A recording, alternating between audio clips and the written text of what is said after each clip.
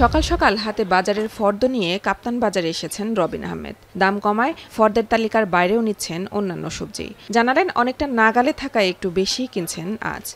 দ্রব্যমূল্যটা যদি ঠিক থাকে আমরা সবাই হ্যাপি, কিন্তু এই বিগত সরকার দ্রব্যমূল্যটা নিয়ন্ত্রণ রাখতে পারেনি। বিভিন্ন বাজার ঘুরে দেখা গেল বেশিরভাগ সবজিতেই দাম কমেছে গড়ে ২০ টাকা।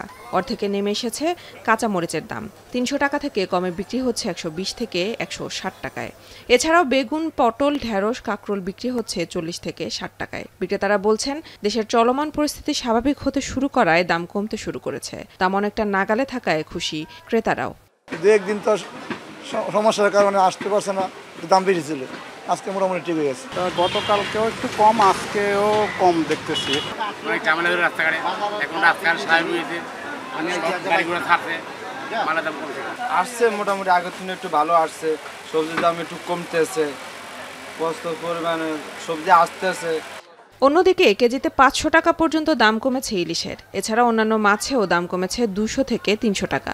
বিক্রেতারা বলছেন আমদানি বেশি থাকায় আর হোটেলগুলো বন্ধ থাকায় কমেছে মাছের দাম, বেড়েছে ক্রেতার সংখ্যাও।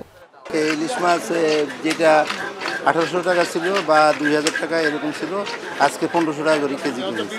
কেজিতে ২-৩০০ কমছে, আশা করি আরো কমবে। দেশের পরিস্থিতি শিথিল হলে আরো কমবে। আগে আপনার এই মাছগুলো কিনতাম আপনার ৭০০-৮০০ টাকা, ১০০০ টাকাও কিনছি। আজকে কিনছি আপনার ৬০০ টাকা করে। কারণ আমরা এটাতে আমরা অনেকেই দিচ্ছি। তবে দাম বেড়েছে ব্রয়লার মুরগির। কেজিতে ২০ থেকে ৩০ টাকা বেশি দামে বাজার ভেদে ১৮০ থেকে ২০০ টাকায় কিনতে হচ্ছে ক্রেতাদের। কার্পু ছিল তখন একটু কম ছিল দাম, আজকে এসে দেখলাম ২০-৩০ টাকা কেজিতে বাড়ায় দিচ্ছে। তো সবকিছু মোটামুটি অ্যাভেলেবল এবং দামও রিজনেবল। এইভাবে মনে হয় সপ্তাহ বা 10 দিন থাকতে পারে, এরকমই থাকে। যখন বাড়ে কাঁচামালটা ৮-১০ দিন থাকে, পরে আস্তে আস্তে কমে। তবে সামনে পরিস্থিতি আরও স্বাভাবিক হলে আর সিন্ডিকেট করে দাম না বাড়ালে দাম আরও কমে আসবে, এমনটাই মনে করছেন বিক্রেতারা।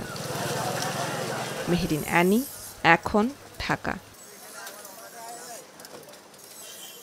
শিয়া বাটার ও ভিটামিন ই সমৃদ্ধ lily glam beauty soap. Lily, always beautiful.